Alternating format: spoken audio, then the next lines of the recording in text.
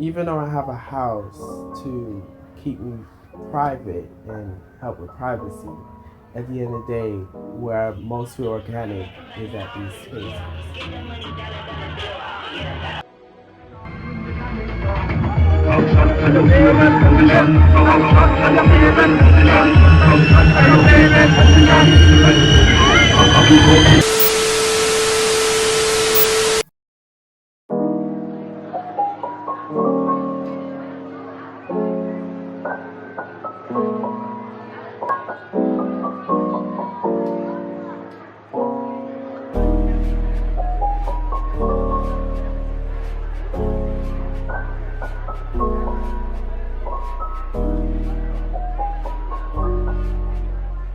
I grew up in a very heteronormative home.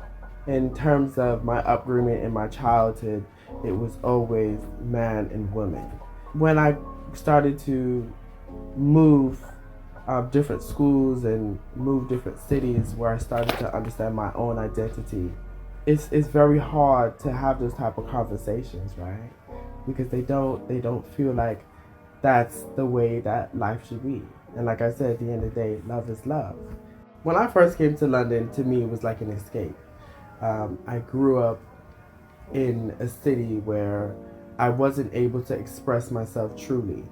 I come to London now, and now it's really time to get the ground running and really figure out who am I as a person. Let me just start over. Let me just start out fresh. During lockdown, living with family, I think that was the most stressful period for me. We had a lot of conflicting ideas. We had a lot of clash because we were not at the same stage, right? I'm living with my auntie and my uncle who already has a family. Here's me trying to figure out my life exactly where I wanted to go.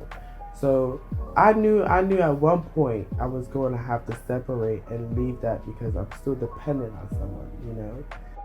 Listen, I'm being me 100% authentic. This is it, okay? This is the full package. So when I went out and found those spaces, I then understood body language. I understood communication. I had the secret code, as you could say, you know.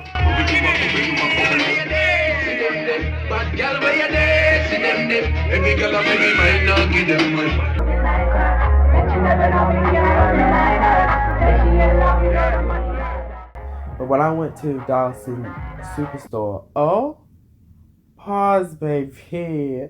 When I tell you that was the most enlightening experience I ever had.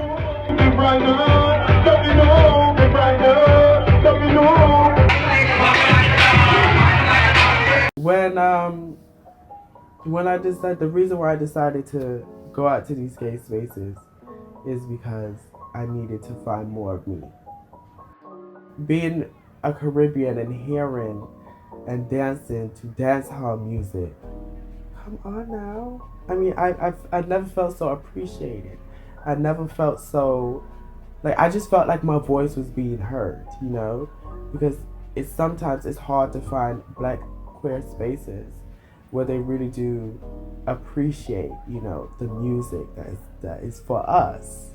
Having spaces for black gay people or people of the community is important because we have a different way to communicate, right?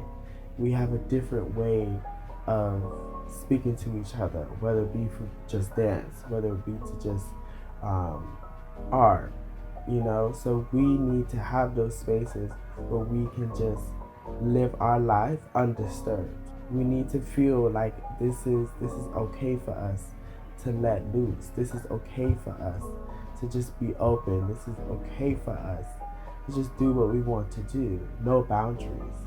So it's important that as black people and black gay people that we come together and really just understand each other, you know, and build each other up, you know. As the next generation is coming out, we're there to hold their hand because it's hard when you don't have that type of support.